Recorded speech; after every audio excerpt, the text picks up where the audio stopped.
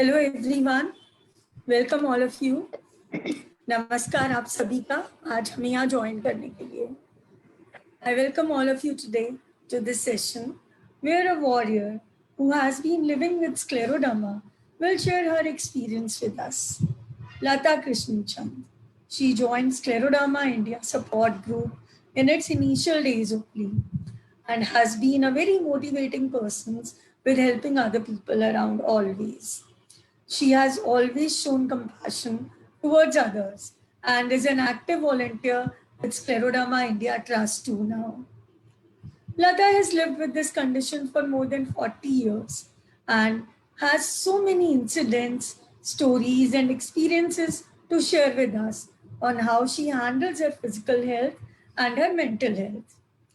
I know all of you who have joined today, either you are a patient yourself or either you are a caregiver, basically friend or family. And I'm sure all of you will all have some takeaway for all of you after this session. So I'll not take much of your time and I will hand it over to Lata to hear to her story. Lata, over to you, please. Thank you, Neetu ji. Good evening, friends. First of all, thanks to all of you. You all have taken your time and attending this webinar. As you all know, myself, Lata Krishnan Chand from Varanasi. Before starting my story, I hope you all are happy and safe and sound in your family.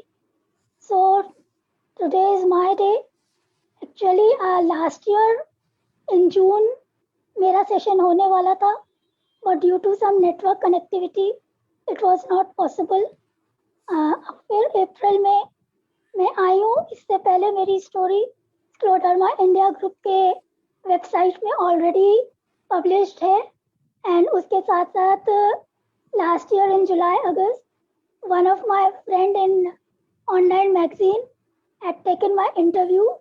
उसका भी link वहाँ पे है scleroderma India website पे. सो मेरी story तो वही है जो पहले 2 बार बताई जा चुकी है. चलिए आज फिर उसको बताते हैं, साथ में कुछ नई चीज़ें इंक्लूड करते हैं, कुछ नए पॉइंट्स इंक्लूड करते हैं. तो शुरुआत करते हैं. जैसा कि नीतू जी ने कहा, more than 40 years. Yes, it's more than 40 years. My present age is 51 years और मेरे को इसके symptoms at the age of 5 to 6 years में ही आने शुरू हो गए थे. जैसे कि सबको हम लोगों को पता है, इसके इनिशियल सिम्टम्स आपके यही होते हैं, रेनॉल्ड्स के सिम्टम्स. और मुझे कफ बहुत होता था, खांसी बहुत होती थी कंटिन्यूस. तो उस टाइम पे आज से 45 ईयर्स बैक ना मेडिकल इतना एडवांस था, ना लोग इतने एडवांस थे. तो as a usual general physician से ट्रीटमेंट शुरू हुआ. जनरल फिजिशियन क्या करते हैं, सिंपल खांसी, स्लो फीवर, उसके हिसाब से ट्रीटमेंट शुरू करते हैं. उसी के उससे ट्रीटमेंट शुरू हुआ, लेकिन कुछ ऐसा फ़ायदा नहीं नज़र आ रहा था. तो फिर बस डॉक्टर्स चेंज करने का सिलसिला शुरू हो गया. एक डॉक्टर, दूसरे डॉक्टर, डॉक्टर्स चेंज होते गए, सबके अपने अपने प्रेडिक्शंस होते गए. साथ ही साथ ट्रीटमेंट भी चलता रहा, क्योंकि स्टार्टिंग से ही मतलब ग्रोइंग एज से ही था. तो मतलब एज भी बढ़ रही थी, डिजीज भी अपना चल रहा था, ट्रीटमेंट भी चल रहा था.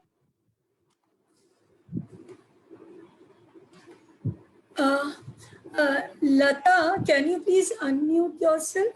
Sorry. Oh, sorry. I'm really sorry, मैंने देखा ही नहीं. नहीं, आप सिर्फ दो, आई थिंक सिर्फ कुछ सेंटेंसेस थे जो म्यूट हो गए थे. You can continue please.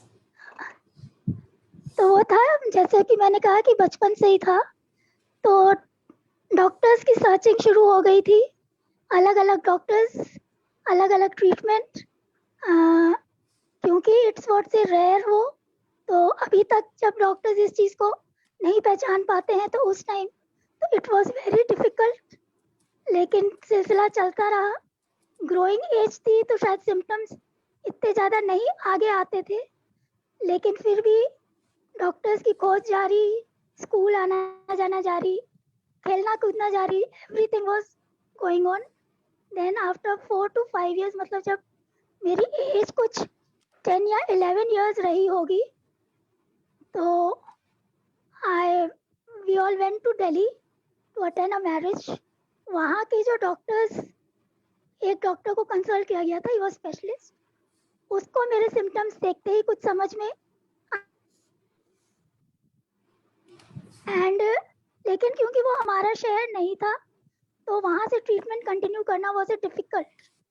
तो उन्होंने कहा कि ठीक है, आप बनारस में जो BHU हॉस्पिटल है वहाँ के डॉक्टर को कंसल्ट करिए। उन्होंने यहाँ के एक बहुत ही अच्छे डर्मेटोलॉजिस्ट, जो उस टाइम में काफ़ी फेमस थे, BHU में प्रैक्टिस करते थे, काफ़ी उनके पास अमेरिकन डिग्रीज भी थी, तो उनके पास हम लोग गए। उन्होंने बहुत सी रिसर्च की, टेस्ट किए, बुक्स पढ़ी, हम लोग को भी बुक्स में सिम्टम्स दिखाए। एट दैट टाइम मेरी उम्र कोई 10-11 साल रही होगी, ज़्यादा नहीं थी, लेकिन मुझे सब याद है। तो सब होता रहा। उन्होंने सब दिखाने के बाद, करने के बाद ये कंक्लूजन निकाला कि मुझे ये प्रॉब्लम है स्क्लेरोडर्मा नाम की, लेकिन उन्होंने कहा कि it's a very rare disease and we don't know कि ये क्यों होती है, तो इसका क्योर भी अभी तक हमारे पास नहीं है। लेकिन सिम्टम्स के हिसाब से उन्होंने ट्रीटमेंट शुरू कर दिया। ट्रीटमेंट शुरू हुआ तो basically it was Wysolone and some vitamins and all. तो कुछ सिम्टम्स कंट्रोल हुए, लेकिन ये था कि तब तक जो डैमेजेस हो चुके थे, मतलब मेरी फिंगर्स जो अफेक्ट हो गई थी, या स्किन जो टाइट हो गई थी, डार्क हो गई थी, डिस्कलरेशंस हो गए थे, वो सब दिखने लगे थे। तो लोगों को ये लगता था कि ट्रीटमेंट तो हो रहा है, लेकिन कुछ इम्प्रूवमेंट क्यों नहीं है। इम्प्रूवमेंट इंटरनल कंडीशन में था, लेकिन आउटर उसमें कुछ नहीं था। तो फिर वही बात, जितने मुंह उतनी बातें, इस डॉक्टर को दिखा लो, ये पैथी कर लो, इस बाबा को दिखा लो, आयुर्वेदिक कर लो, होम्योपैथिक कर लो। सो अगेन डॉक्टर्स का चेंजिंग एंड नए नए डॉक्टर्स को ट्राई करना शुरू हो गया। एंड इसी बीच हमने बहुत सी पैथीज की, आयुर्वेदिक की, होम्योपैथिक की, इवन जो होते हैं बाबा ओझा, उन लोगों को भी दिखाया। अल्टीमेटली हमारे एक रिलेटिव थे, अभी भी उनकी फैमिली रांची में है, मेरे कजिन्स, मेरी बुआ की फैमिली। उन्होंने कहा कि वहाँ एक बहुत अच्छे डॉक्टर हैं, स्किन स्पेशलिस्ट हैं, बहुत रिनोड है, आप उनको दिखाइए, वो ज़रूर इनको ठीक कर देंगे। तो फिर मेरा ट्रीटमेंट वहाँ से होना शुरू हो गया। मेरी उस टाइम एज कोई अराउंड 13-14 ईयर्स की रही होगी। तो रांची से जब ट्रीटमेंट शुरू हुआ, तो वहाँ के ट्रीटमेंट से काफ़ी फ़ायदा हुआ। वहाँ का भी लाइन ऑफ ट्रीटमेंट यही स्टेरॉइड्स ही था, एंड साथ में कुछ विटामिन, ये सब। तो रिफ्लेक्स के कारण कुछ डाइजेशन की दवाइयाँ थी। तो कंटिन्यूस वहाँ से 4-5 साल मेरा ट्रीटमेंट चला। तो सिम्टम्स बहुत से मेरे कंट्रोल हो गए थे। एंड जैसा कि आप सबको पता है, वाइसोलोन लेने से हमारा वेट बढ़ता है। वेट बढ़ा तो स्किन जब थोड़ी वो होती है, एक्सपैंड टाइप की होती है, तो उसके कलर भी थोड़ा चेंज होता है, स्किन में शाइनिंग आती है। एंड वहाँ से, क्योंकि उन्होंने कहा था इनकी मसाजिंग वगैरह किया करिए, एक्सरसाइज किया करें, तो उन सब चीज़ों से भी थोड़ा फ़र्क आया। तो मतलब वहाँ के ट्रीटमेंट के बाद मेरे सिम्टम्स काफ़ी कंट्रोल हो गए थे, सब कुछ नॉर्मल हो गया था, दवाइयाँ चलती रहती थी, but symptoms were control and मैं नियर टू नॉर्मल लाइफ मतलब मेरी हो गई थी। घर में हमेशा कोई फाइनेंशियल वो नहीं थी, तो सब सुख सुविधाएं थी, तो ऐसा कोई वर्क बर्डन नहीं था, शुरू से सब चीज़ की टेक केयर हो जाती थी। तो अपने ऊपर सिर्फ यही था कि पढ़ो लिखो, स्कूल जाओ, मौज मस्ती करो, ऐसा कोई काम का वो नहीं था। तो कोई बर्डन नहीं था, तो सिम्टम्स भी अपने आप डाउन हो गए और दवाइयाँ ले रहे थे। उस बीच मैंने योगा क्लासेस भी की थी, फिर वो छोड़ दी क्योंकि योगा टीचर्स उस टाइम पे अकॉर्डिंग टू इस डिजीज के योगा नहीं करा रहे थे। वो लोग जो जनरल योगा होता है वो करवा रहे थे, क्योंकि मेरे जॉइंट स्टिफ हो गए थे ऑलरेडी, तो मैं सब पोस्चर नहीं कर पाती थी। तो ऐसे करते करते till the age of 18-19 years तक आते आते मेरा मैट्रिक इंटर भी हो गया and my most of the conditions है अंडर कंट्रोल। तो रांची के डॉक्टर ने बोला कि अब आप लोग को चाहो तो आना बंद कर दो, सिर्फ कुछ प्रिकॉशंस लेते रहिएगा, जैसे ठंड से अपना बहुत बचाव करेंगी, टाइम टाइम पे इनको मल्टीविटामिन, एवियन ये सब देते रहिएगा, इनकी मसाजिंग करते होनी चाहिए टाइम टाइम पे, एक्सरसाइज ये करती रहें अपने आप इस तरह करके, एंड नॉर्मल रूटीन में रहें, कोई वो नहीं। तो क्योंकि दूसरे शहर आना जाना एवरी 2-3 मंथ्स में it's was a very tedious वो, तो हम लोग ने ultimately at the around age of my 19-20 मेरा treatment was almost stop, condition were mostly under control, और मैं जैसे एक नॉर्मल लाइफ होता है, कॉलेज आना जाना, उसके साथ साथ और जो रूटीन होता है वो सब ऐसे चल रहा था। इस तरह से कुछ 4-5 साल तक मेरी यही रूटीन रहा। आफ्टर ग्रेजुएशन मैंने कुछ जॉब्स देखने शुरू किए, कुछ कॉम्पिटिशन्स की तैयारी करना शुरू की। ये तो था मेरा medical progress in the first half of my life, लेकिन क्योंकि this was from the childhood, तो आप लोग सब समझ सकते हो, जैसा कि अभी हम लोग को ये बड़ी एज में भी अगर कुछ क्रॉनिक इलनेस होती है तो हम लोग कितने स्ट्रेस और टेंशन और एंजाइटी से पास होते हैं। तो उस टाइम में भी बचपन से ये सब था, तो जो पर्सनालिटी डेवलपमेंट होता है वो मेरा बहुत ही मैं बहुत ही इंट्रोवर्ट, शाय, कम बोलने वाली, लोगों से छुपने वाली, डरपोक किस्म का मेरा वो था। मैं जल्दी लोगों से मिक्सअप नहीं होती थी, सिर्फ जो अपने 2-3 क्लोज थे, जैसे my mother, my Elder sister and my चाची, इन तीनों से मैं सबसे ज़्यादा क्लोज थी, बाकी किसी रिश्ते से कोई वो नहीं था। And one of my cousin, क्योंकि हम लोग सेम क्लास में थे।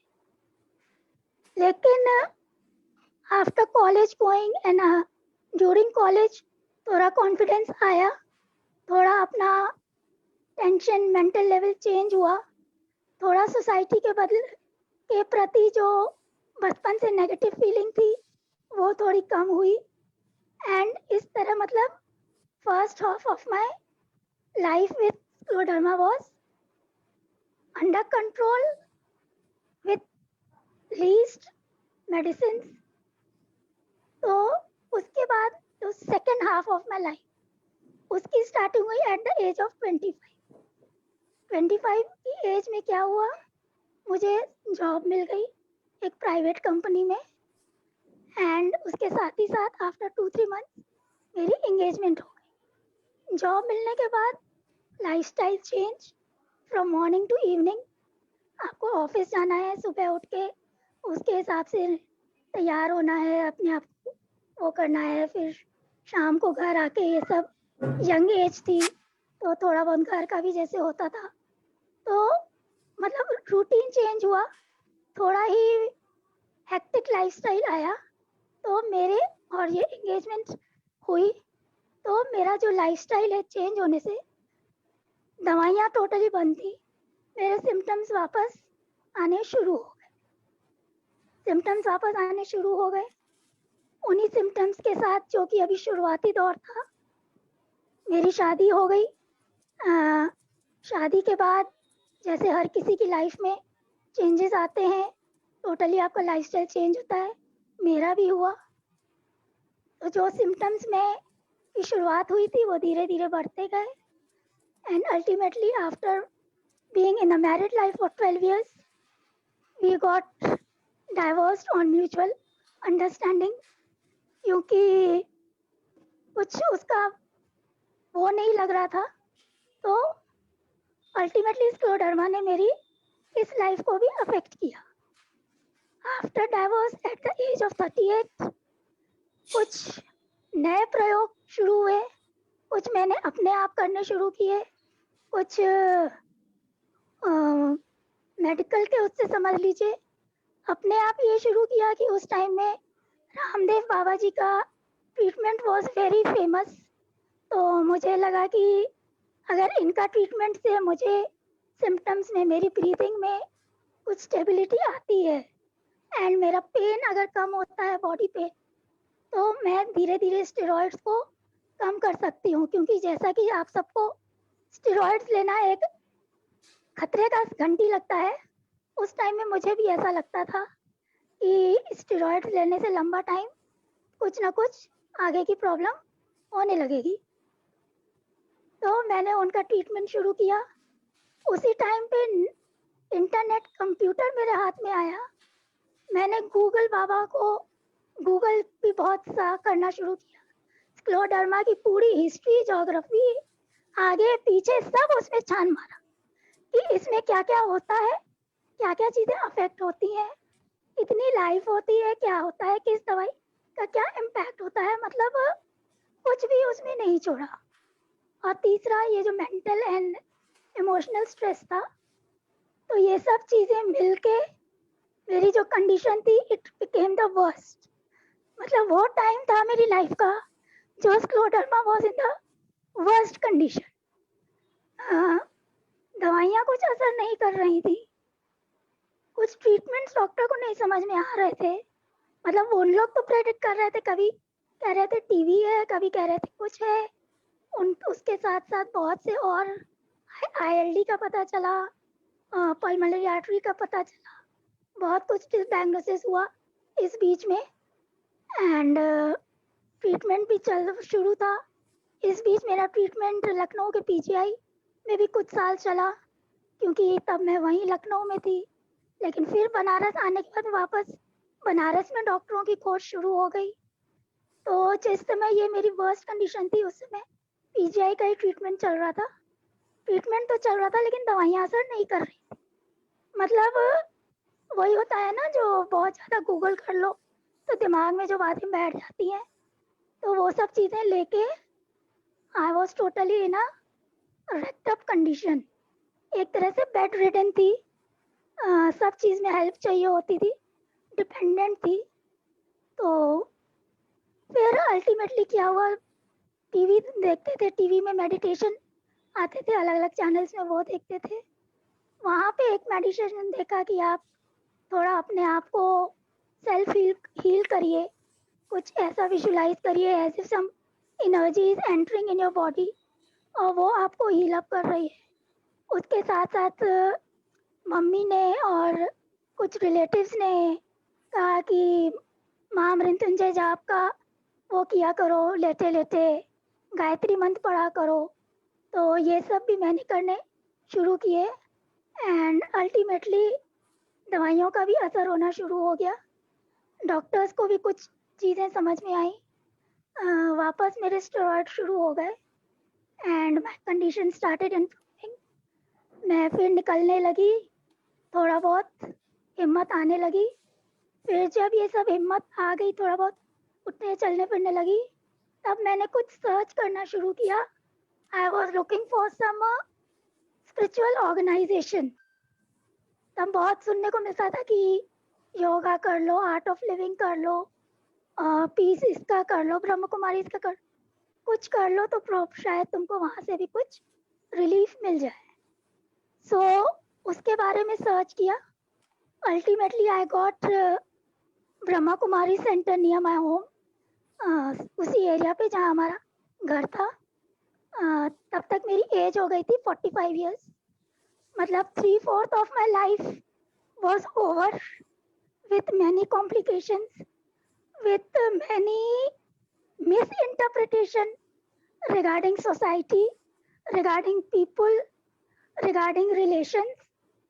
लेकिन उसका मेरी लाइफ में आने के बाद वहाँ की जो टीचिंग्स थी, उन्होंने मेरे थिंकिंग को, मेरे लाइफस्टाइल को, मेरी लाइफ को टोटली चेंज कर दिया। वहाँ से जुड़े हुए मुझे 1 ही साल हुआ था, तो वहीं की एक मेरी फ्रेंड ने मुझे, जो वहाँ मैं अभी एज अ वर्क करती हूँ network marketing company Modi care में, इंट्रोड्यूस कराया।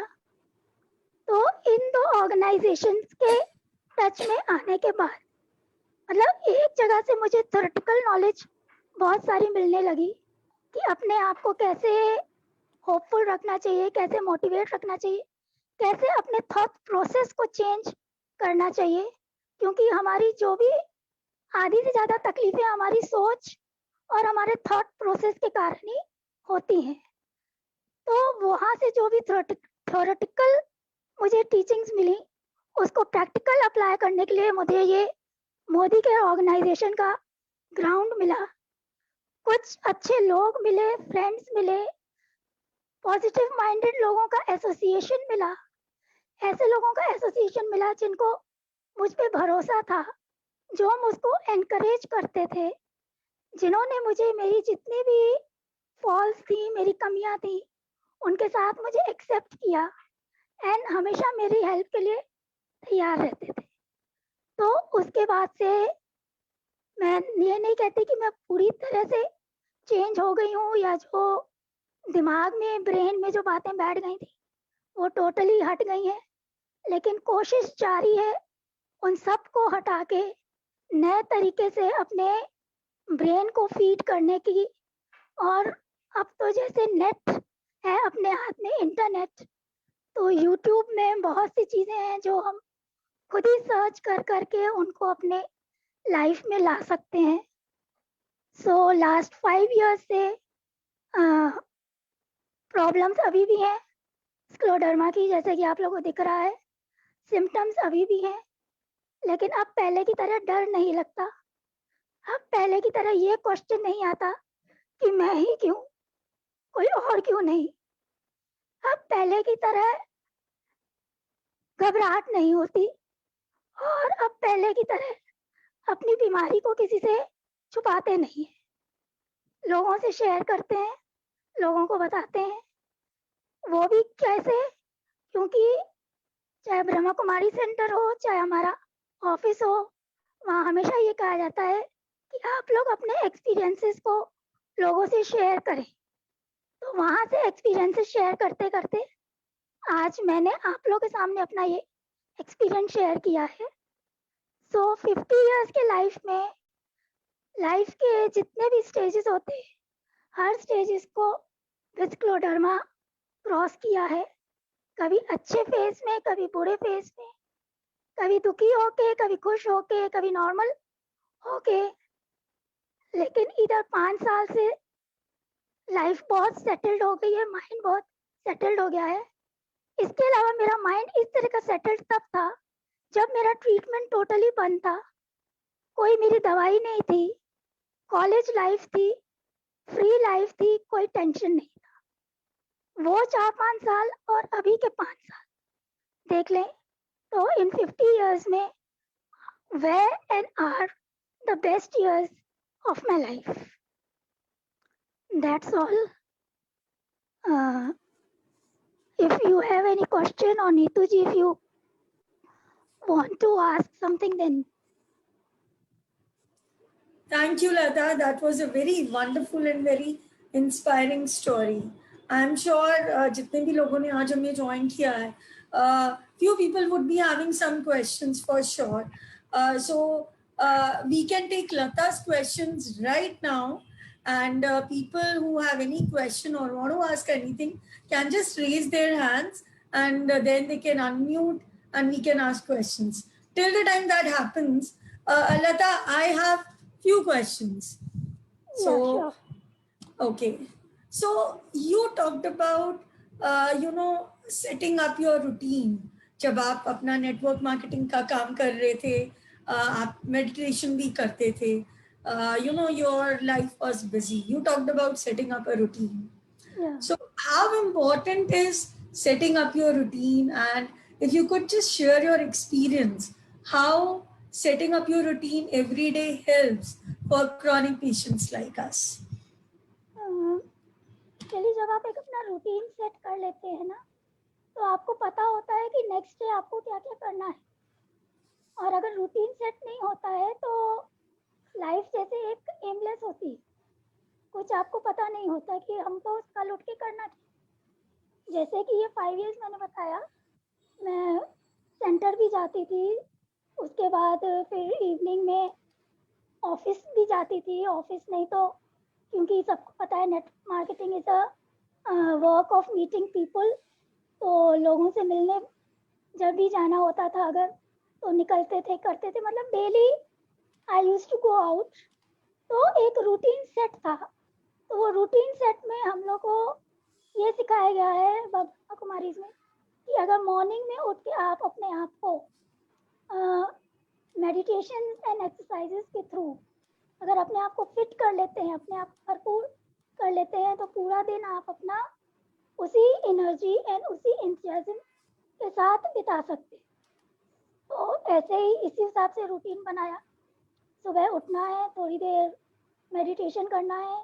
हमारा मेडिटेशन भी बहुत डिफिकल्ट मेडिटेशन नहीं है, because it's mainly based on affirmation and your mind empowerment. मतलब आप इसको चलते फिरते, लेटते, उठते, बैठते किसी भी तरह कर सकते हो, कोई एक्सरसाइज इसमें इन्वॉल्व नहीं है। अगर आप करते हैं exercise and all, it's good, लेकिन अगर नहीं भी करते हैं तो कुछ जो इनकी टीचिंग्स थी, जो बातें थी, उनको हम लोग किसी भी तरह कर सकते, तो वो करते थे। उसके बाद पता होता था कि अभी इतने बजे ये रूटीन है, तो वो रूटीन फॉलो होता था, उसी के हिसाब से पूरा काम होता था। डाइट में अपने मैंने बहुत कंट्रोल किया। सालों हो गए मैं ठंडा कुछ नहीं खाती, बहुत रेयर कभी हुआ तो 1-2 सिप कोल्ड ड्रिंक या 1-2 बाइट आइसक्रीम की ले ली, इस तरीके से। तला वगैरह भी खाती हूँ, लेकिन बहुत नहीं, लिमिटेड। खाना भी 2 टाइम जैसे होता है। ब्रेकफास्ट में लाइट रखती हूँ, क्योंकि अगर ब्रेकफास्ट हैवी ले लेती हूँ तो फिर मुझसे पूरा दिन काम नहीं होता। बाहर का खाती हूँ, लेकिन बहुत नहीं, occasionally, once in a 15 days हो गया या वंस इन अ मंथ, कुछ इस तरीके से। अगर खाते भी हैं तो थोड़ा थोड़ा, एक टाइम पे ज़्यादा नहीं खाती। तो डाइट पे कंट्रोल किया। मैं हल्दी वाला दूध बहुत सालों से पी रही हूँ, मुझे लगता है मुझे आज 7-8 साल हो गए होंगे हल्दी वाला दूध पीते हुए। मॉर्निंग में मेरा रूटीन है, मैं दालचीनी एंड शहद सुबह लेती हूँ विथ ल्यूकवार्म वाटर। तो ये कुछ डाइट की चेंजेस हैं। पहले मैं नॉनवेज खाती थी, from nonveg I became totally vegetarian. At times I even avoid garlic and आपका अनियन। डाइट में चेंज किया, लाइफस्टाइल में थोड़ा बहुत चेंज किया, एक रूटीन बनाया। और रूटीन भी इसीलिए बना क्योंकि मुझे पता होता था कि मुझे सेंटर जाना है एंड उसके बाद मुझे ऑफिस जाना। अभी फिर से 1 साल से लॉकडाउन और ये चल रहा है, घर पे है, तो कहीं बाहर जाना नहीं है, पता है घर पे ही रहना है। तो अगेन रूटीन थोड़ा अप डाउन चलता है, लेकिन फिर भी मॉर्निंग में meditation and exercise and all तो रहता ही रहता। वो टाइम चेंज हो गया है उसका, but it's still there. Right, Lata. So what I understand from the whole routine thing is having a routine is important because it keeps you focused और आपका वो माइंड 50 जगह भटकने नहीं देगा कि मैं अब क्या करूं, और अगर मैं खाली बैठूंगा तो ऑब्वियसली मैं सिर्फ अपने सिम्टम्स के बारे में ही सोचूंगी. It was a very wonderful thing actually. Divert your mind. आपका रूटीन सेट होता है, अपने आप को बिजी रखते हैं। अभी जैसे हम लोग सब घर में हैं, तो कुछ ना कुछ करके बिजी रखें अपने आप को। खाली रहेंगे तो वही खाली दिमाग शैतान का घर। मैं एक्चुअली एक टिप यहाँ पे सबको देना चाहूंगी when we are talking about routine. When we are setting up our routine for our daily life, routine does not necessarily mean कि आपको काम पे जाना है. घर पे रहने के बावजूद भी हम में से बहुत सारे लोग हैं जो रूटीन फॉलो करते हैं, and not necessarily कि आपको रोज सुबह लैपटॉप पे बैठ के ही काम करना है. आप घर पे भी जो काम कर रहे हो, कुछ भी कर रहे हो, फिजिकल वर्क कर रहे हो, मेंटल वर्क कर रहे हो, उसका रूटीन बनाइए, यू नो. सो अपनी हॉबीज को रूटीन में डालिए, सो that you have an all round kind of a day, जिसमें आपकी हॉबीज भी फॉलो हो रही हैं, आपका काम भी पूरा हो रहा है, you know, so that you have time for yourself also and you are able to do things which you like also. Lata, जब हम रूटीन की बात कर रहे थे और अपने माइंड को हमें भटकने नहीं देना है, एक बहुत क्रिटिकल चीज आती है जो आपने बात भी की है अबाउट गूगल. तो आपने भी जैसे मेंशन किया कि you also you know searched on Google a lot in initial days, जब हमारे पास वो अपॉर्चुनिटी आई थी. तो आप यहाँ सब जितने भी लोग हैं, सबको क्या टिप्स देना चाहते हो कि कितना सर्च करना चाहिए, कितना नहीं सर्च करना चाहिए, और कहाँ से ऑथेंटिक चीज़ें पढ़नी चाहिए? क्योंकि यूजुअली क्या होता है, जितने भी हमारे साथ नए लोग आते हैं, न्यूली डायग्नोस्ड पेशेंट्स आते हैं, and for that matter even old patients also, बहुत लोगों की आदत होती है, कुछ नया फ्लेयर अप हुआ या कोई भी नया टेस्ट बोल दिया डॉक्टर ने, तो परेशान होकर सबसे पहले गूगल पे जाएंगे. जितनी भी रिपोर्ट्स आई हैं, सबके रिजल्ट्स गूगल पे चेक किए जाएंगे, उसके बाद तो आगे बढ़ेंगे लाइफ में. So can you just share your experience around this and any advice you want to give to all of us? Yeah, sure. Google symptoms के लिए एंड ट्रीटमेंट के लिए तो एकदम मत करिएगा. आपके डॉक्टर्स पे विश्वास रखिए. वो लोग जो ट्रीटमेंट देते हैं उसको पूरे विश्वास के साथ फॉलो करिए, क्योंकि गूगल में तो अगर आप सिंपल हेडेक का भी पता करने जाएंगे तो वो आपके ब्रेन में ट्यूमर है इतना सब बता देंगे, है ना. मतलब बहुत इलेबोरेट उसमें होता है. अभी जैसे कल ही, just a second, just a minute.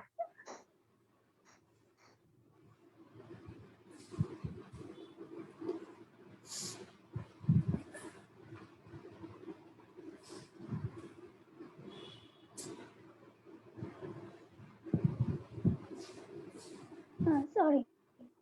तो मतलब गूगल में बहुत इलेबोरेट नॉलेज होती है एंड वो कुछ काम की भी नहीं होती. अभी जैसे कल ही भूमि ने एक वो डाला था कि ILD पे रिलेटेड एक मैसेज डाला था. उसमें लिखा था कि इसके पेशेंट 4 से 5 साल तक ही रह पाते हैं, जबकि हम लोग देखिए इतने सालों से इसी उससे चल रहे हैं. तो वहाँ की जो नॉलेज है मतलब बहुत ही ज़्यादा वाइड है एंड हमारे किसी काम की नहीं है. अपने डॉक्टर पे बिलीव करिए. जितने क्वेश्चंस हैं अपने डॉक्टर से करिए, है ना. आजकल के डॉक्टर्स तो बहुत कोऑपरेटिव हैं, बहुत सुनते हैं, बताते हैं. मेरे टाइम तो ऐसा कुछ भी नहीं था.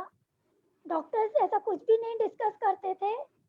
तो बहुत सी चीज़ें थी जो हम लोग को पता ही नहीं थी कि क्या क्या कॉम्प्लिकेशंस होते हैं, कैसे कैसे होता है, और ना ही कभी पूछने की वो रही. लेकिन आज के टाइम में हम लोग खुद अपनी प्रॉब्लम्स को लेके इतने अवेयर हैं. तो डॉक्टर से पूरा पता करिए, उनसे पूछिए. अगर कुछ सर्च करना भी है तो कुछ ऑथेंटिक साइट्स हैं, उन पे जाके देखिए. और अगर कुछ पढ़ भी लेते हैं तो उस पर टोटली बिलीव मत करिए. उसको पढ़ के बस इग्नोर कर जाइए, भूल जाइए. क्योंकि एक बार अगर कोई नेगेटिव वो चीज़ आपके दिमाग में चली गई, कोई पॉइंट, और उस पॉइंट को आपने पकड़ के सारा दिन उस पर विचार करना शुरू किया, तो वो चीज़ आपको नहीं होगी तो भी हो जाएगी. So it's better not to think and read. Right Lata, मैंने यहाँ से 2 टेक अवेज लिए हैं. पहली चीज की we should always trust our doctors. तो अगर हमें अपने डॉक्टर पे ही ट्रस्ट नहीं है, it's time to change the doctor. आप सेकेंड ओपिनियन लीजिए, थर्ड ओपिनियन लीजिए, लेकिन अपने डॉक्टर पे कंप्लीटली ट्रस्ट कीजिए. दूसरी चीज आपने बहुत ही खूबसूरत बोली कि गूगल पे जितना मर्जी पढ़ लें, लेकिन उसको अपने दिल तक नहीं लेके जाइए. पढ़ लीजिए, भूल जाइए. That's the way to lead our lives. I think most of us will agree to that. लता, आप जो इतने टाइम से ट्रीटमेंट ले रहे हो, यू मेंशन वंस कि you started with steroids, and if I'm not wrong, आप अभी भी steroids ले रहे हो. So that actually means कि आपकी 40 years की journey में आपने एक बहुत लंबा time, you know, maybe around 20-30 years या 35 years steroids लिए हैं. एंड नॉर्मली अगर आज की डेट में पेशेंट्स इतने अवेयर हैं कि अगर डॉक्टर एक हफ्ता भी स्टेरॉइड्स खाने को बोल देते हैं ड्यूरिंग इनिशियल इन्वेस्टिगेशन या फ्लेयर अप के दौरान, तो पेशेंट तो खाता ही नहीं है दवाई, डॉक्टर को भी रिपोर्ट बैक नहीं करता है, बिकॉज हमारे माइंड में इतनी इंफॉर्मेशन फेड अप है अबाउट स्टेरॉइड्स कि steroids are not good for our body, steroid should not be taken, steroids के ये साइड इफेक्ट्स होते हैं. तो can you just share your experience कि आपने कितना टाइम स्टेरॉइड्स लिए and did they really help you out? Yeah sure. Steroids जैसे मैंने कहा, मेरे शुरू के ट्रीटमेंट से ही स्टेरॉइड्स मेरे लाइन ऑफ ट्रीटमेंट में रहे हैं. स्टार्ट होते हैं, टेपर करके उसको कम कर दिया जाता है, बंद कर दिया जाता है. कुछ टाइम बाद फिर कोई नया डॉक्टर अगर आता है तो अगर कोई ट्रीटमेंट सूट नहीं कर रहा होता है, अफेक्ट नहीं करता है, तो वापस अल्टीमेटली स्टेरॉइड्स ही शुरू हो जाते हैं. तो मैं ऑन एंड ऑफ स्टेरॉइड्स में बचपन से रही हूँ, लेकिन इधर कुछ 15-20 साल से तो कंटिन्यूस रही हूँ. मुझे नहीं लगता है थोड़े टाइम के लिए कुछ बंद हुआ होगा तो हुआ होगा. और जैसा कि मैंने खुद कहा, मैं एक टाइम पे खुद बहुत टेंस हो गई थी कि स्टेरॉइड्स इतना लंबा टाइम लेंगे तो फिर और बहुत सी प्रॉब्लम्स होने लगेंगी. पता चला अभी की कंडीशन को ठीक करने के लिए हम आगे और बहुत सी कंडीशंस का सामना कर रहे हैं. ये सब सोच के मैंने कुछ एक्सपेरिमेंट्स किए तो उसने मुझे गलत साबित कर दिया और मुझे ये कहा कि नहीं, तुम्हारा जो ट्रीटमेंट, तुम्हारी बॉडी जो है वो इसी ट्रीटमेंट के एडजस्ट हो गई, तो इसको अगर हम टोटली बंद कर देंगे फॉर ए लॉन्ग टाइम. जब ये ऐसा कुछ हुआ तो मेरे सिम्टम्स हमेशा वापस बढ़ गए. तो अल्टीमेटली मुझे ये चीज़ एक्सेप्ट करनी पड़ी कि नहीं, स्टेरॉइड्स का मतलब मुझे लेना ही लेना है. तो इस एक्सेप्टेंस के साथ साथ किसी ने मुझे कहा कि मैं इस बीच में बहुत से थेरेपीज के थ्रू, जैसे मैंने बताया मेरी हुई थी, मैंने हिप्नोसिस थेरेपी भी की थी, उसके अलावा यहाँ से ब्रह्म कुमारी से जो पॉजिटिव वो मिले, तो उन सब में यही था कि फ्यूचर का इतना ज़्यादा क्यों सोचना, हमको कल का तो पता नहीं है, आज से 5 साल बाद स्टेरॉइड्स का क्या असर होगा, उसको सोच के अगर हम अपना प्रेजेंट बिगाड़ देंगे तो कैसे चलेगा. तो इन सबको देखते हुए अब मैं उस पर इतना वो नहीं करती, स्टेरॉइड्स लेने पे इतना घबराती नहीं हूँ. हाँ, उसके साथ साथ जो प्रिकॉशन, जो सप्लीमेंट्स लेने होते हैं वो लेती हूँ. और एक इंसिडेंट शेयर करूँगी. अभी लास्ट मंथ हमारे ऑफिस में BMD टेस्ट हुआ था. तो उस BMD टेस्ट में मुझे तो पता था कि मैं स्टेरॉइड्स पे हूँ तो मेरी बोन की कंडीशन क्या है, लेकिन वहाँ पे बहुतों के टेस्ट हुए तो उनमें से बहुतों की जो बोन की कंडीशन थी वो मेरे इक्विवेलेंट थी, जबकि वो लोग ने अपनी लाइफ में कभी स्टेरॉइड्स नहीं लिए होंगे, लेकिन दूसरे खान पान का उनका तरीका जो भी रहा होगा, जो भी है लाइफस्टाइल, तो उससे मतलब वो उनकी वैसी कंडीशन. तो अगर हमको कोई चीज़ जो हमारे फायदा कर रही है, हमारी लाइफ को बेरेबल बना रही, हमको जिंदा रख रही है, चलाने लायक, जिंदा से भी ज्यादा चलाने लायक रख रही. जिंदा तो आदमी बेड में भी हो जाएगा, लेकिन बेड रिडन होकर जिंदा रहने से कोई फायदा नहीं. हमको चलाने लायक रख रही है, अपने ऊपर सेल्फ डिपेंड बनाने के लिए रख रही है. तो उस दवा को लेने में फिर कोई वो नहीं होनी चाहिए. फ्यूचर का सोच के प्रेजेंट को मत बिगाड़ें. अगर स्टेरॉइड्स आपके डॉक्टर रिकमेंड कर रहे हैं, जो कि आज के लाइन ऑफ ट्रीटमेंट में मुझे लगता है कम करते हैं, बहुत से ऑल्टरनेटिव्स आ गए हैं, लेकिन अगर वो कर रहे हैं तो डोंट ओवरथिंक, क्योंकि साइड इफेक्ट्स तो हर किसी दवा के होते हैं. आप BP और शुगर की दवा लेते हैं, उनके भी साइड इफेक्ट्स होते हैं, वो भी लाइफ लॉन्ग चलनी होती है, लेकिन लोग निडर होकर ले रहे हैं. That's a very wonderful takeaway, लता, कि स्टेरॉइड्स के साथ एटलीस्ट हमारी क्वालिटी ऑफ लाइफ इंप्रूव हो जाती है. बेड रिडन रहने से अच्छा है स्टेरॉइड्स या कोई भी और मेडिसिन हैं, उनके साइड इफेक्ट्स को हैंडल किया जाए और अपनी लाइफ एक बहुत अच्छे तरीके से जी जाए. Thank you for that takeaway. लता, मेरा नेक्स्ट क्वेश्चन है, यू मेंशन कि आपकी लाइफ में जब एक बार सब स्टेबल चल रहा था विद मेडिसिन, आप लोगों ने बिना डॉक्टर को कंसल्ट किए मेडिसिन रोक दी थी, और पहले तो कोई प्रॉब्लम नहीं हुई, बट उसके बाद आपको फ्लेयर अप स्टार्ट हुए और आपकी जो टोटल स्क्लेरोडर्मा कंडीशन है वो प्रोग्रेस हो गई। ILD तो था ही, आपको पल्मोनरी हाइपरटेंशन भी डेवलप्ड हो गया और आपकी क्वालिटी ऑफ लाइफ भी काफ़ी हैम्पर हो गई थी। तो do you want to share that experience with us so that we understand कि हमें वहाँ से क्या टेक अवे लेना है? एक्सपीरियंस यही, जैसे मैंने बताया, मैं काफ़ी डिपेंडेंट हो गई थी। मतलब उठने बैठने में भी दिक्कत होती थी, मतलब सब चीज़ में हेल्प चाहिए होती थी।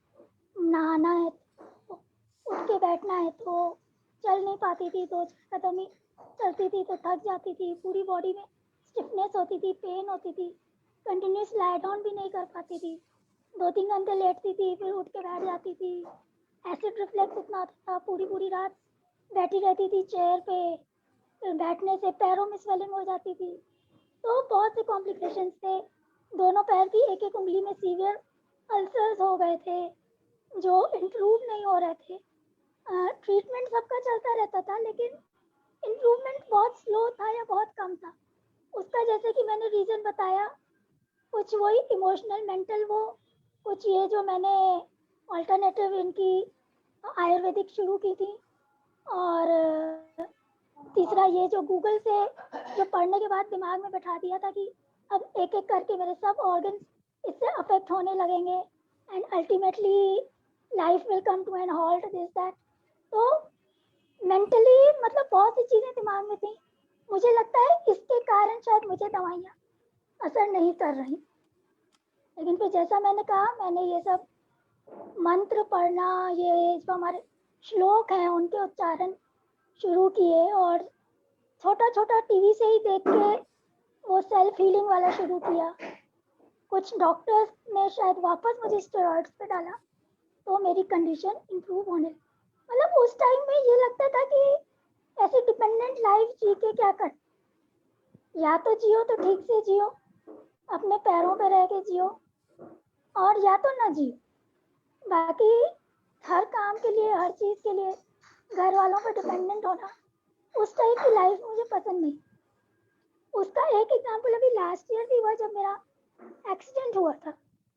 क्योंकि जैसा कि हम लोगों को पता है, डॉक्टर्स जल्दी मतलब समझ नहीं पाते हैं कि स्क्लेरोडर्मा के पेशेंट के साथ प्रॉब्लम क्या है। तो एक्सीडेंट हुआ तो डॉक्टर ने तो तुरंत कह दिया इनका ऑपरेशन होगा, ऑपरेशन के बगैर इनकी टांग नहीं, मतलब घुटना नहीं बचेगा, प्लास्टर से ठीक नहीं होगा। अब हम लोग को ये पता था कि मेरे केस में ऑपरेशन हो नहीं सकता क्योंकि लंग्स इन्वॉल्व हैं। तो बहुत ही डेल्मा वाली सिचुएशन थी कि प्लास्टर से ठीक नहीं होगा, अगर होगा तो एक पैर इनका हमेशा के लिए स्टिफ हो जाएगा या कुछ उस टाइप का होगा। तो यही था कि ऑपरेशन करें कि ना करें, करेंगे तो जान का खतरा। तो घर वाले बहुत कंफ्यूज स्टेट में थे। तो मेरा तब भी यही स्टेटमेंट था कि अगर ऑपरेशन ओनली सॉल्यूशन, तो I will go for operation, either this way और दैट वे। एंड क्योंकि ब्रह्मा कुमारी में आने के बाद मुझे सुप्रीम पावर पे, गॉड पे पूरा विश्वास हो गया था, फेथ है। तो मैंने कहा अगर उसको बचाना होगा, मेरी ज़िंदगी में अभी आगे कुछ करना है, लिखना है, तो मैं ये ऑपरेशन भी सर्वाइव कर जाऊंगी, और अगर नहीं तो कोई बात नहीं, मेरे ना रहने से क्या फ़र्क पड़े, थोड़े दिन की बात है। हर इंसान के जाने के बाद हर किसी की रूटीन नॉर्मल हो जाती। मेरे पीछे कौन सी फैमिलीज है, मेरे क्या क्या ठीक है, इमीडिएट फैमिली है, थोड़ा दिन का वो है, लेकिन या तो टोटली ठीक या तो, लेकिन ये वही था, उस पर सुप्रीम पावर पे भरोसे ने मुझे सही जगह, सही डॉक्टर्स, सही ट्रीटमेंट एकदम टाइम पे दिला दिया। एंड कैसे मैं उस ट्रॉमा से बाहर आ गई पता ही नहीं चला। मतलब I got the best of treatment and best of care during that time. तो right Lata, I'll come back to you on that meditation connection. लेकिन उससे पहले मैं ये जानना चाहती हूँ कि जब आपने मेडिसिन स्टॉप कर दी थी और आपको इतनी प्रॉब्लम्स रीस्टार्ट हुई, आप फिर से डॉक्टर के पास गए और आपकी मेडिसिन और बेसिकली आपका ट्रीटमेंट रीस्टार्ट हुआ, एम आई करेक्ट? एक्चुअली मैंने जब मेडिसिन बंद की तब मेरी कंडीशन बहुत मतलब ठीक थी, एकदम नॉर्मल थी। ये वापस मेरी स्टार्ट हुई एट द एज ऑफ 20।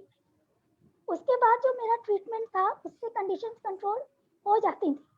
ये अनकंट्रोल वाली condition I after the age of 38-39। ये जब गूगलिंग शुरू हुई एंड डाइवोर्स हुआ एंड रामदेव का ट्रीटमेंट शुरू, इन तीनों चीज़ों ने मिला के कंडीशन को अनकंट्रोल कर दिया। तब तक दवाइयों से वो कंट्रोल हो जाता। ओके, सो बेसिकली आपकी, मुझे जो यहाँ से टेक अवे मिल रहा है हम सबके लिए बेसिकली, कि हम लोग यूजुअली जब लाइफ में हमारी कंडीशन स्टेबल चलती है कुछ महीने, 4 महीने, 5 महीने या 6 महीने, so we tend to leave our medicine, कि सब कुछ ठीक चल रहा है ना, तो अब मैं मेडिसिन क्यों खाऊं, सब कुछ तो ठीक चल रहा है, I am able to do lot of things in my life, तो मेडिसिन नहीं खाते, तो धीरे धीरे धीरे करके आदत छूट जाती है. So I think the takeaway for all of us present today, very important one is medicine should never be stopped without consulting your doctor. Unless and until your doctor tells you कि ये medicine आपको नहीं खानी है, बंद कर दीजिए या रोक दीजिए. It's a sincere request कि वो medicine आपको नहीं रोकनी है. So thank you, Lata, for that tip. So I have 2 more questions for you. I'm sorry, but you are so inspiring. तो मेरे तो questions ही नहीं रुक रहे हैं. Lata, when you started Brahma Kumari, you talked about meditation. आप अपनी journey के बारे में बताइए.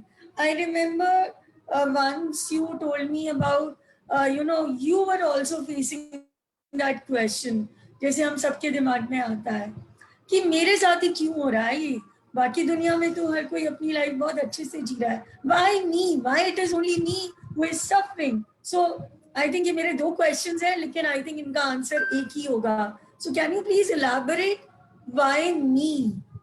When that question came to you, how you handled that, and how your meditation journey with Brahma Kumaris helped you in handling your situation and living a successful life. I would like to share with all of you, as Lata has already shared, she is able to manage few household activities. वो घर पे भी कुछ काम कर लेती हैं, and she runs a team with a network marketing business. इनके अंडर लोग काम करते हैं, and on top of that Brahma Kumari में भी बहुत इन्वॉल्वमेंट है. And to do all this in your life, you need a lot of positive energy, physical and mental energy. So Lata, please आप मुझे हेल्प कीजिए ये समझने में कि आप कैसे वो वाहिनी से बाहर निकल के उस स्टेज तक आए कि आप ये सब सक्सेसफुली कर पा रहे हो. एंड आई एम श्योर इसमें मेडिटेशन और ब्रह्मा कुमारी का बहुत बड़ा हाथ है. Please help us out. जी जरूर. जैसा कि मैंने कहा, एट द एज 45 मुझे ये ब्रह्मा कुमारी ऑर्गेनाइजेशन मिला. उसके बाद से ही बहुत से क्वेश्चंस सेटल डाउन हो गए. तो मैं वहाँ की जो टीचिंग्स है उसको थोड़ा शॉर्ट में बताना चाहूँगी कि उन टीचिंग्स ने मतलब कैसे मेरा वाई मी का सॉल्यूशन निकाला. वहाँ की 3 बातें जो मुझे बहुत ज़्यादा इम्प्रेस हुई, जिनसे मेरी लाइफ चेंज हुई. First was self introduction. Self introduction की मीन्स हम लोग अपने आप को सिर्फ एक बॉडी मान के चलते हैं, जबकि इस बॉडी को कुछ और है, कोई सोर्स है, एक एनर्जी है जो इस बॉडी को चलाती है. तो जब तक वो एनर्जी हमारे साथ है, हमारी बॉडी यूज की है, लेकिन जिस दिन वो एनर्जी नहीं है, हमारी बॉडी किसी काम की नहीं.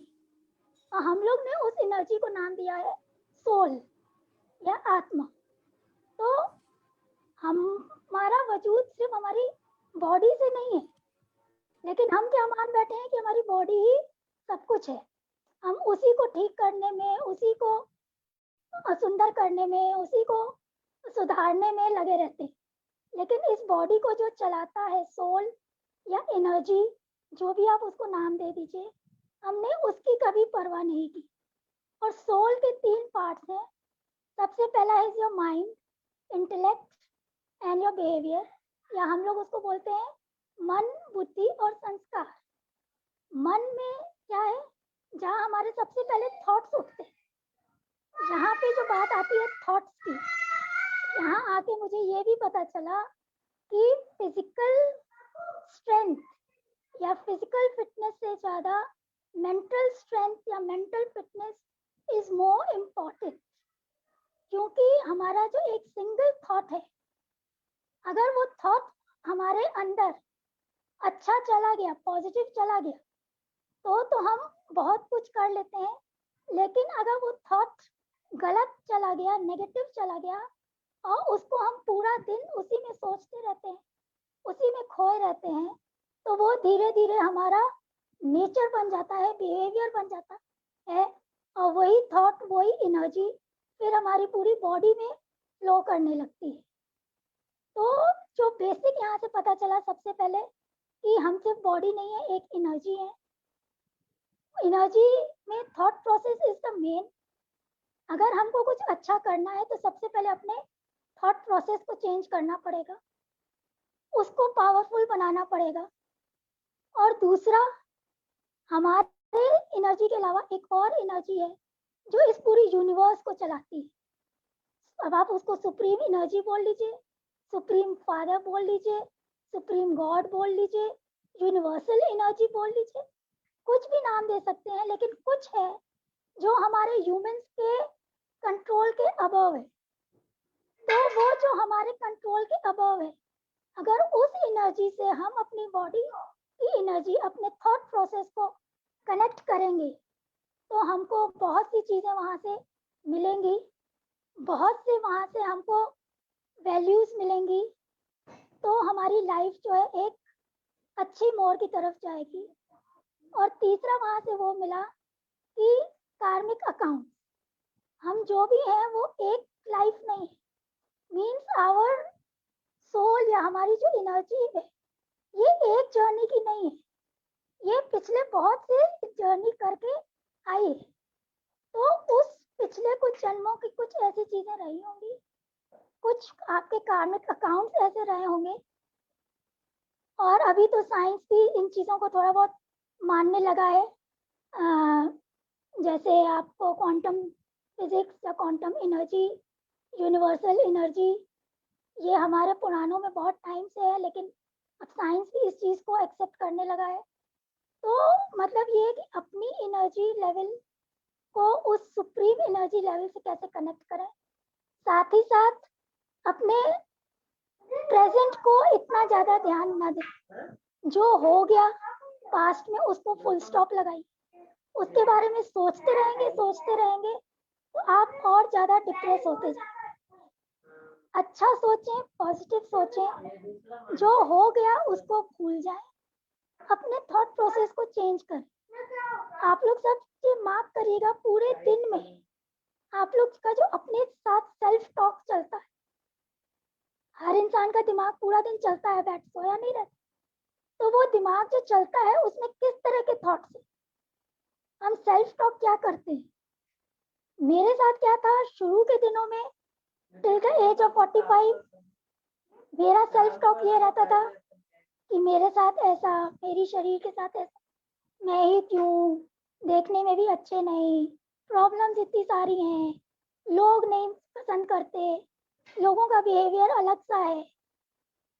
ठीक है, कोई बात नहीं, अगर लोग नहीं, बिहेवियर ठीक है, नहीं पसंद करते, कुछ नहीं है। ये दुनिया को एक आप ड्रामा समझिए, एक रंगमंच समझिए, जहाँ पे हर किस्म के लोग मिलेंगे। जरूरी नहीं है कि आपकी हर किसी के साथ रैपो बने, हर कोई आपको पसंद करे। अप्स एंड डाउन, सुख दुख, अच्छे बुरे, लाइफ इससे बनी हुई। सिर्फ अच्छे अच्छे दिनों से जिंदगी नहीं बनी।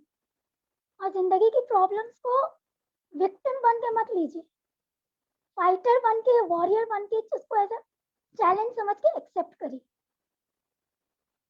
और जब आप कनेक्शन उससे, सुप्रीम पावर से जोड़ने लगते हैं, तो आपके अंदर एक ऑटोमेटिकली पॉजिटिविटी आने लगती है एंड आप उस पर भरोसा करने लगते हैं तो बहुत सी चीज़ें आपकी आसान हो जाती है।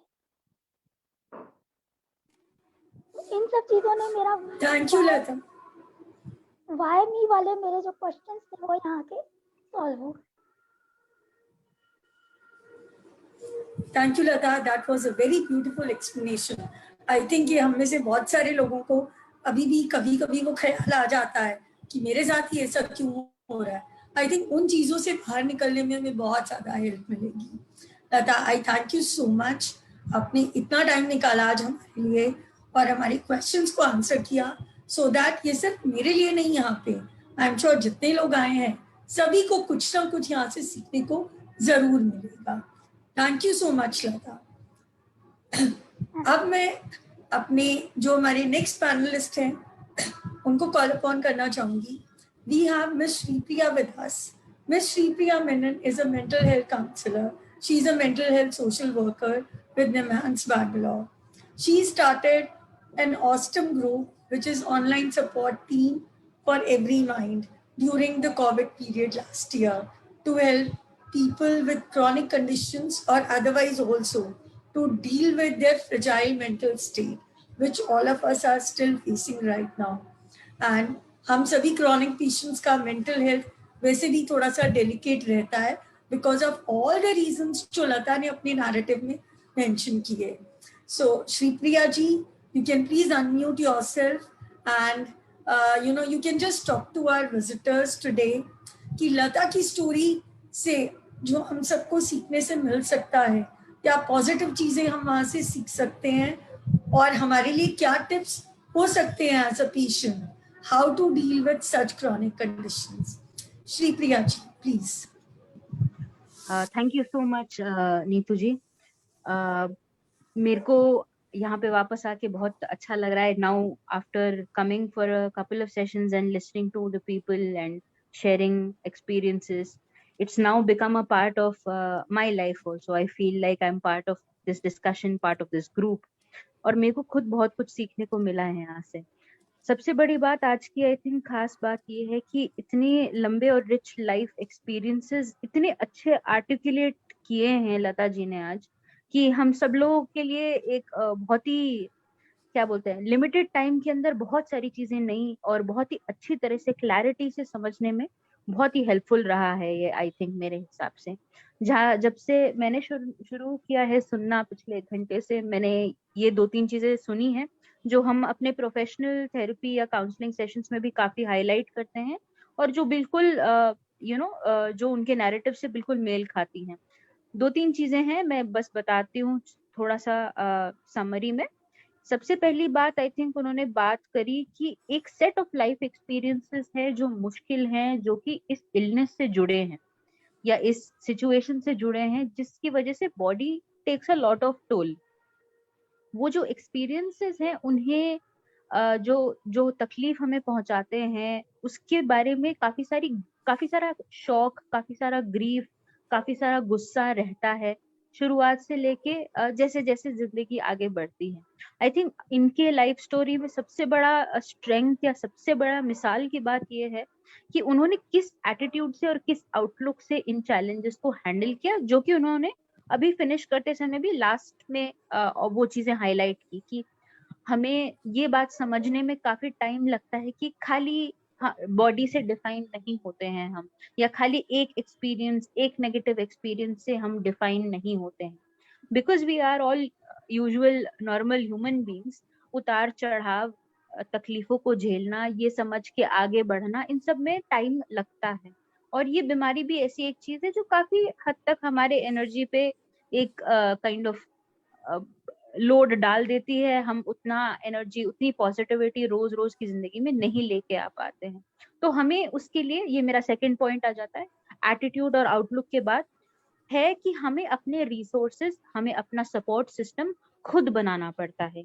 हमें हमारी हीलिंग एक तरह से सेल्फ ड्रिवन करनी पड़ती है।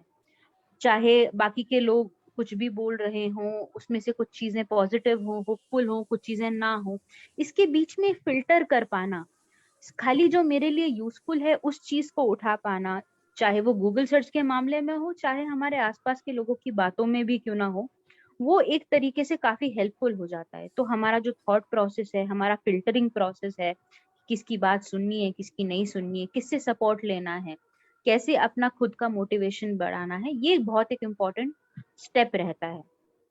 तीसरी चीज ये है जो काफी हेल्प करती है हीलिंग और रिकवरी में, वो है डॉक्टर पेशेंट रिलेशनशिप, जिसके बारे में भी आप दोनों ने बात करी डिस्कशन में, whether it's medication, alternative treatments, getting to know more about what is the treatment, getting to know कि मेरे बॉडी में टेस्ट के हिसाब से या डॉक्टर के हिसाब से चल क्या रहा है मेरे साथ, ये मेरे को पता होना चाहिए। उससे मेरे को थोड़ा एक सेंस ऑफ कंट्रोल लगता है, वो कंट्रोल फील कर पाए, इसलिए ज्यादातर लोग गूगल सर्च की तरफ भागते हैं, लेकिन वो हमेशा आंसर्स क्लैरिटी के साथ नहीं देता है, ना ही एक्यूरेसी के साथ देता है। बट वो कंट्रोल फील करने के लिए I think doctor patient relationship बहुत जरूरी है। जैसे कि लता जी ने भी हाईलाइट किया, आजकल के जमाने में doctors are more and better trained to work in a collaborative way with the people that they are treating. तो एक तरह से एक बाई डायरेक्शनल रिलेशनशिप है, जहाँ पे आपका एक ट्रस्ट लेवल होता है, कंफर्ट लेवल होता है, एक फेमिलियरिटी होती है, आप सवाल पूछ सकते हैं, आपका हक है आपकी बॉडी और आपकी सिचुएशन के बारे में, आपके ट्रीटमेंट के बारे में सही इंफॉर्मेशन गैदर करना। और लेकिन उसके अपने एक तरीके भी होते हैं, लिमिटेशंस भी होते हैं कि डॉक्टर के पास टाइम कम रहता है, तो आप कैसे चीजों को प्लान कर सकते हैं। तो चीजों को प्लान करने के साथ साथ मैं अपने नेक्स्ट पॉइंट पे आती हूँ, वो आता है हमारा एवरीडे रूटीन, जो कि बहुत ही जरूरी है, जैसे कि आपने भी बोला और लता जी ने भी बोला। फर्क ये नहीं पड़ता है कि हम क्या कर रहे हैं अपने टाइम के साथ, फर्क ये पड़ रहा है कि कैसे कर रहे हैं। तो अगर कोई भी चीजें आपको छोटी बड़ी है, जो खुश रखती है, जो आपको तंदुरुस्त रखती है, दोनों चीजें इंपॉर्टेंट है, आपकी इंटरेस्ट की भी होनी चाहिए, खुशी की भी होनी चाहिए, और आपके लिए हेल्थी भी होनी चाहिए। ये दोनों फैक्टर्स को लेके थेरेपिस्ट यूजुअली एक्टिविटी शेड्यूल करते हैं। आपकी डेली एक्टिविटी रूटीन्स को शेड्यूल करना, जिसमें थोड़ा बहुत एक्सरसाइज भी है, थोड़ा बहुत आपके एवरीडे चोर्स, घर के काम, ये सब भी हैं, आपके हॉबीज भी हैं, शायद से कुछ चीजें आपको डॉक्टर ने या थेरेपिस्ट ने करने के लिए बोली होगी, जैसे कि diary writing, journaling, physiotherapy exercises, इन सब चीजों को इन्वॉल्व करना। आपको कुकिंग पसंद है, आपको म्यूजिक पसंद है, आपको रीडिंग पसंद है, उसे शामिल करना। इन सारी चीजों को इक्वल मेजर्स में बैलेंस आउट करके अपना रूटीन एक तैयार कर लिया। इसमें बेसिक चीजें जैसे कि सुबह का अखबार पढ़ना भी हो सकता है, और आज मुझे अपने थेरेपिस्ट से ये सवाल पूछने हैं, ऐसा एक कॉम्प्लिकेटेड सा जर्नल एंट्री है, या एक कॉम्प्लिकेटेड ट्रीटमेंट के लिए कुछ कहीं मुझे बाहर जाना है। इतनी बड़ी चीज भी हो सकती है, छोटी से छोटी चीज भी हो सकती है, लेकिन उसको शेड्यूल करने से हमें एक सेंस ऑफ पर्पस मिलता है, हमें लगता है कि ठीक है, मुझे मालूम है कि आज दिन में मैं क्या करूँ, सुबह उठ के कुछ करने का मन करता है। तो in many many ways activity scheduling हमें थोड़ा सा और गोल डायरेक्टेड बनाता है। इसके बाद आ जाती है बात काम की, या sense of meaning, a sense of purpose, a sense of pride, dignity in what I am doing, how I am doing. कहीं ना कहीं आप अगर जॉब करते हैं तो ये जॉब में भी इतने आसानी से मिलना मुश्किल होगा शायद से।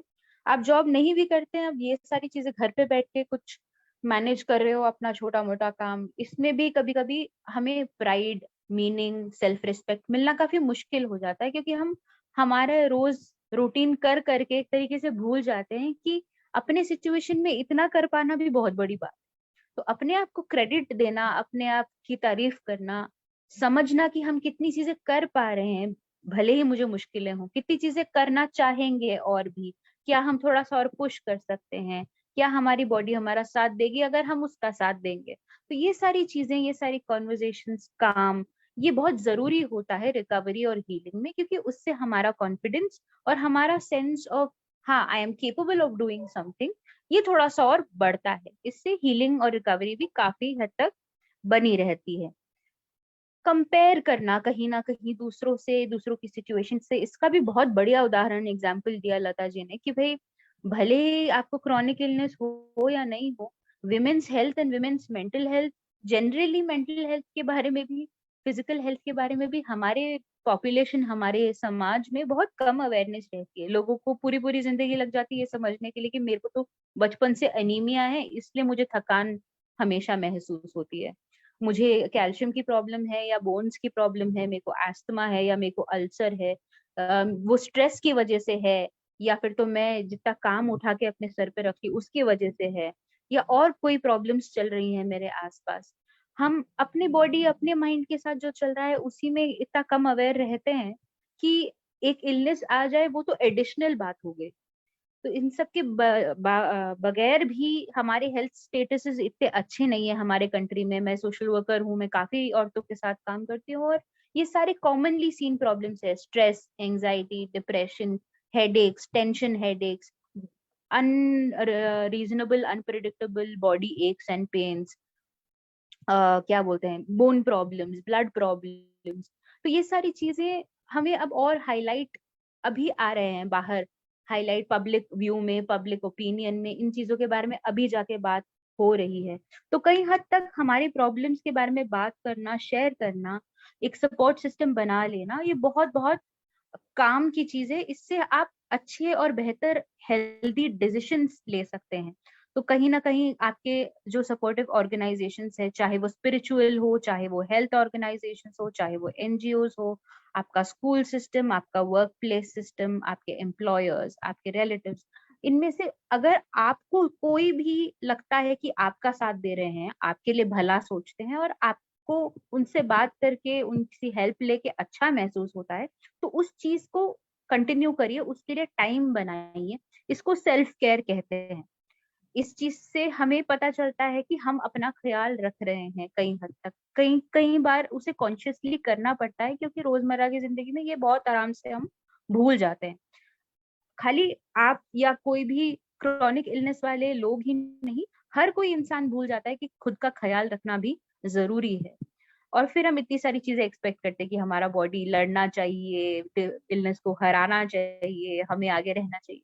हमें भी अपनी बॉडी का ख्याल रखना है, हमें भी अपने माइंड का ख्याल रखना है, तब जाके वो चीजें, इक्विपमेंट्स होती हैं जो हमें हमारे काम में सहारा देंगी। तो वो भी पॉइंट मुझे बहुत बहुत अच्छा लगा लता जी के कॉन्वर्जेशन में।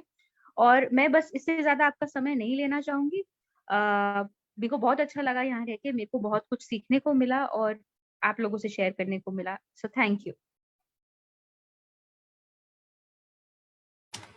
Shri Priya ji, thank you so much for the assertions which you have given us today. I'm sure लता का experience और वही चीजें आपसे जानकर now we understand ये छोटी छोटी चीजें और ये छोटी छोटी बातें हमारी quality of life के लिए कितनी important है। Thank you so much once again for joining in today and reiterating those things. Neetu ji, I think Manisha has a question. Yes. We are coming to the questions now. So, Manisha, you can please unmute yourself and ask the question. Yeah, hi. Actually, I have a question with Lata. You said कि कभी-कभी we have that kind of thing कि why me? तो like for मेरे साथ क्या होता है कि I'm okay, ठीक है, I've accepted my disease कि ठीक है, I'm having scleroderma. Initially मैंने भी बहुत Google किया, my doctor suggests not to do that. So मैंने now I've stopped, मतलब I've accepted, I'm happy, okay, ठीक है, fine, जैसा है, I'm happy with my life. But somehow sometimes इतना negativity आ जाती है when you see something, या कभी कुछ I don't know, कभी कहीं से कोई बात आती है and then again all set of setback हो जाता है कि अरे यार मेरे साथ when I see other people are freely enjoying, तो sometimes again it comes to my mind कि why me, why not others, and what bad I have done. So like Lata, like you have been in, when I'm listening to your story, it's an inspiration. तो आप ऐसे जब आपको it can be, you can call as a mood swings होते हैं, तो आप कैसे इस चीज को कवर अप करते हो? मतलब मैं वहां पे बहुत ज्यादा I can feel there is a gap, like वो मेरा बहुत, अगर मेरा if I come into a negative zone ना, तो वो बहुत लंबा हो जाता है. It is difficult for me to come out of that. It may take some time, 7-8 days, and I have to keep hard working on me कि नहीं, I don't have to think.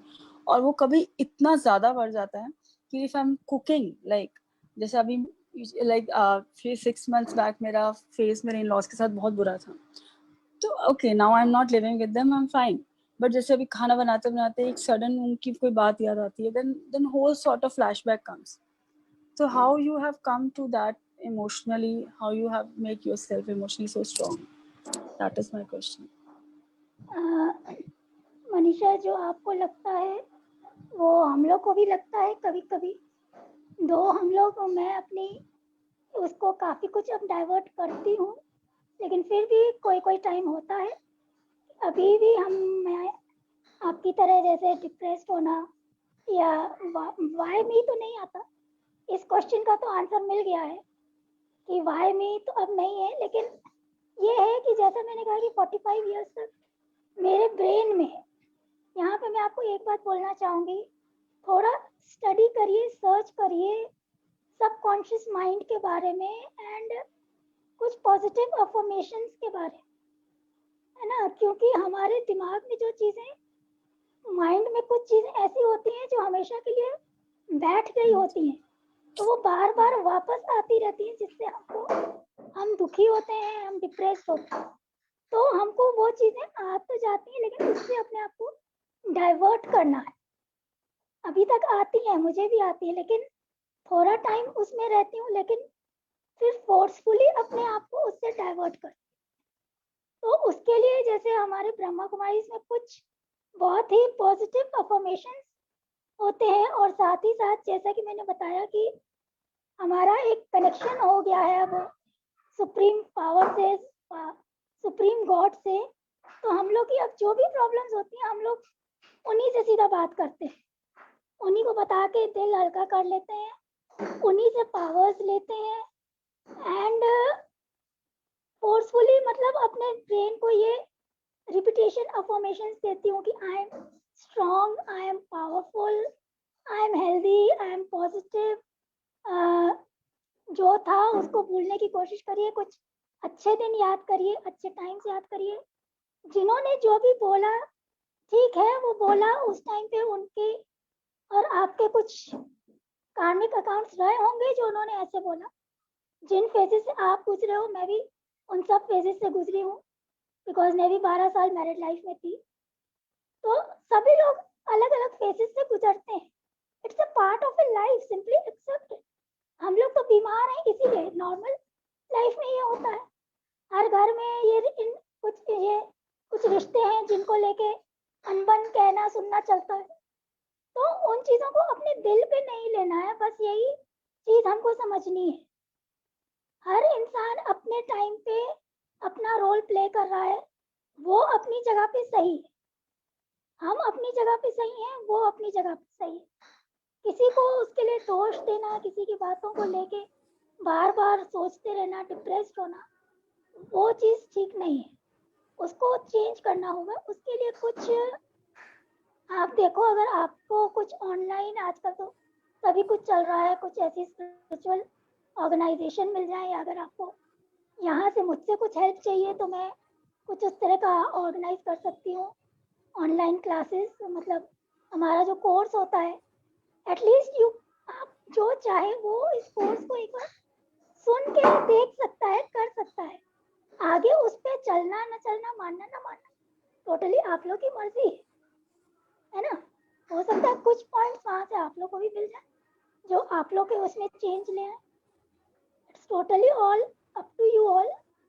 Best तरीका वही है, आपको deliberately मतलब जानबूझ के उन चीज़ों को इग्नोर करना पड़ेगा, उनकी उन बातों को भूलना पड़ेगा, अपने लिए अच्छा सोचना पड़ेगा, और उनके लिए भी बुरा मत सोचिए। उनके लिए जितना बुरा सोचेंगे तो और दिक्कत आएगी।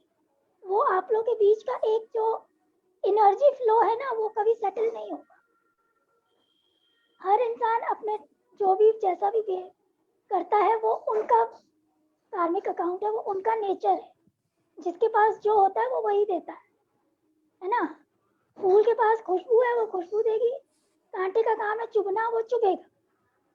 कचड़े का काम है स्मेल देना, वो स्मेल देगा। ऐसे ही इंसान है, हर इंसान की फितरत अपनी अपनी है, वो उस हिसाब से हम एक दूसरे के साथ बिहेव करते हैं, है ना। तो उस बिहेवियर्स को अवॉइड करना हमको ही तो पड़ेगा। सेल्फ चेंज हमारे में कहते हैं, आप दुनिया नहीं बदल सकते, सिर्फ अपने को बदल सकते हो, और अपने को बदलने के लिए अपने थॉट को सबसे पहले बदलना पड़ेगा। It's a time taken but it can be done. एक Yeah, दिन में नहीं true. होगा, Yeah, that's true. That's true. एक दिन में नहीं होगा, टाइम लगेगा। I will definitely try. Thank you. Over to Neetu ji. Thank you, Manisha. Thank you, Lata. Do we have any more questions from the group? We haven't got any questions on the chat. So I hope people have no more questions. So I think the session comes to an end for today evening. Okay, so there is a question for you, Lata. How can you put up your weight? How have you done anything around that? No. Put on weight के लिए तो whenever I take steroids for a long time, my weight almost अपने आप increase हो जाता है. और जब tapering down करती हूँ तो below average भी नहीं जाता, normal पे आ जाता है. Generally मेरा weight 45 to 60 kgs के बीच में रहता है.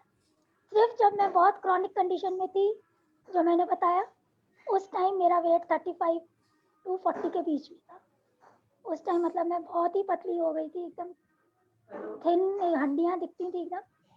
नहीं तो मैं वेट इंक्रीज करने के लिए I don't do anything. Steroid भी मेरा वेट इंक्रीज कर देती है. Okay, I think I might have few pointers.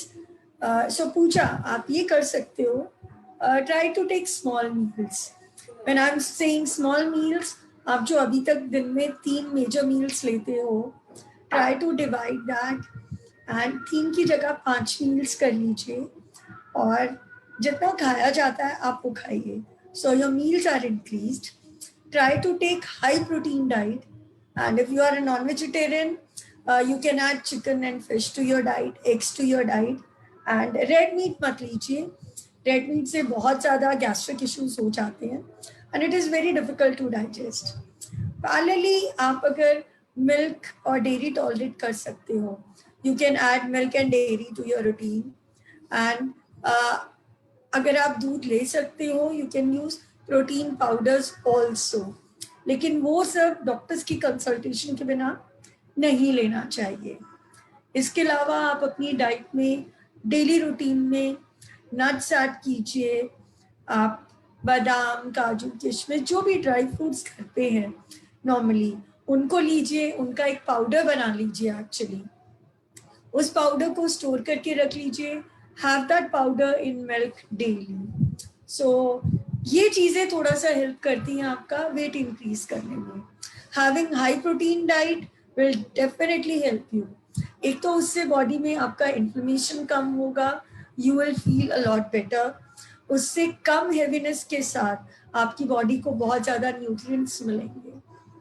So these were from my side. And I hope that you are able to increase your weight after this. अगर उसके बाद भी problem आती है, अगले 6 महीने तक भी वेट नहीं इंक्रीज होता, talk to your doctor. They can actually advise you on protein supplements. There are a lot of supplements around which help you in increasing your weight. लेकिन जैसा कि मैंने बताया, बिना डॉक्टर से कंसल्ट किए वो नहीं लेना चाहिए. So right, any other question we have from the group today? Hello Lata ji, मुझे एक क्वेश्चन पूछना था. जैसे कि आपने कहा एट 17 एज के वक्त आपके सिम्टम्स कम हो गए थे, तो फिर 25 एज में वापस आने लगे. तो उस दौरान क्या आप डॉक्टर के साथ कनेक्टेड थी, या फिर कौन से ऐसे सेल्फ केयर या हीलिंग प्रोसेस कर रही थी, मतलब, या फिर आपके हेक्टिक शेड्यूल में आपको सेल्फ केयर के लिए टाइम नहीं मिल रहा था? क्योंकि मेरी बहन को दिसंबर में डायग्नोस हुआ था पहली बार, और उसके बाद अभी मतलब सिम्टम्स जो दिसंबर में थे वो ऑलमोस्ट नहीं है. तो अभी डॉक्टर्स ने मेडिसिन एकदम कम कर दिए हैं, मतलब जैसे पहले 6 मेडिसिन थे, तो अभी सिर्फ एमएमएफ है, एक टेडेक्ट है, और एक वो प्रेडनोसिन जो 500 mg का था, अभी सिर्फ 250 mg का है. तो मतलब शायद अगर ऐसे ही चलता रहा तो शायद और मेडिसिन कम होंगे, उन्होंने ऐसा कहा है. तो मतलब उसके बाद अगर वो ठीक रही तो हमें कौन सा स्टेप्स लेना पड़ेगा, या कौन से सेल्फ केयर लेना पड़ेगा? That's it. आई थिंक आपके डॉक्टर इसके लिए आपको गाइड करेंगे, अगर वो मेडिसिन टेपर करेंगे तो, कि कौन कौन से सेल्फ केयर लेते हैं. सेल्फ केयर हम लोग स्क्लेरोडर्मा पेशेंट्स के लिए, सबके लिए कॉमन है. हम लोग को बहुत ठंड से अपने आप को बचाना है. विंटर्स में अपने आप को लेयर्स ऑफ लेयर्स क्लोथ्स पहनने हैं, ये हम लोग सब करते हैं, है ना. उसके अलावा massaging, proper use of oils, मतलब बॉडी में ऑयलिंग होती रहनी चाहिए. एक्सरसाइज करना चाहिए रेगुलर. चाहे ब्रीथिंग हो, चाहे फिजिकल एक्सरसाइज हो, बॉडी मतलब जॉइंट्स जितना मूवमेंट देते हैं उसके हिसाब से फिजियोथेरेपी हो, योगा हो, जो आपकी बॉडी अलाउ करती है उस टाइप की एक्सरसाइजेस करिए पर्सनल से या हेल्प लेके। ये प्रिकॉशंस हम सभी पेशेंट्स को लेने हैं। सिम्टम्स डाउन हो जाए तो भी और अगर हैं तो भी। और जैसा कि हम लोग ने कहा कि अपने आप कभी दवा बंद मत करिएगा। आपके डॉक्टर्स अगर टेपर कर रहे हैं तो he will do the best, और जब वो एकदम लीस्ट दवाइयों पे रखेंगे आपकी सिस्टर को तो वो खुद ही प्रिकॉशंस एंड आपको सब बताएंगे कि आपको क्या क्या रूटीन फॉलो करना चाहिए। एक चीज़ बोलना चाहूँगी, हम लोग को जैसे सबको पता है कि मेंटल टेंशन या स्ट्रेस इस बीमारी को ट्रिगर करता है। तो अगर आप लोग केयर टेकर्स हैं तो कोशिश करिए कि आप जिनकी केयर कर रहे हैं वो ज़्यादा से ज़्यादा खुश रहें, बिजी रहें, अपने आप को इन्वॉल्व रखें। और जो हम पेशेंट्स हैं ऑलरेडी, हम लोग भी इस चीज़ पे पूरा ध्यान दें। हम अगर अपने आप को बिजी रखेंगे तो हमें नहीं लगता है कि हम ज़्यादा डिप्रेस्ड होंगे या एंग्जाइटी होगी। और अगर होती भी है तो अब तो हमारा ये ग्रुप है, आप किसी भी टाइम इस ग्रुप में ऑनलाइन होके अपनी प्रॉब्लम्स शेयर कर सकते हैं, अपनी फीलिंग्स शेयर कर सकते हैं। तो be happy, B content, be grateful. जितना भगवान ने दिया है उतने में खुश रहिए, संतुष्ट रहिए। हम लोग से बुरी कंडीशन में लोग हैं, बीमार हैं, और इतना याद रखिएगा कि ईश्वर कभी भी किसी को उसके सामर्थ्य से ज़्यादा कष्ट या तकलीफ नहीं देता है। इंसान के शरीर में बहुत ताकत है, बहुत कुछ झेलने की और सहन करने की, और उससे भी ज़्यादा ताकत उसकी मेंटल ताकत है, उसकी थॉट प्रोसेस में। Thank you very much. Welcome. Over to Thank you. Thank you, Lata. Madam, these were the best takeaway tips anybody could have actually from the session. So I think that was the last question for today. And thank you everyone for wonderful comments for Lata and Shri Priya ji. And I hope आप सबको ये session में से कुछ ना कुछ अपने साथ घर ले जाने वाली कुछ चीज़ें मिली हो। In case you still want to ask anything, you can message us. You can message on our helpline. या अगर आप WhatsApp ग्रुप का पार्ट हैं तो WhatsApp ग्रुप में आप अपना क्वेश्चन भेज दीजिए. We will help you out. Thank you everyone. Thank you Shri Priya ji. Thank you Lada, and thank you everyone who has joined us today. Have a wonderful evening, all of you. thanks.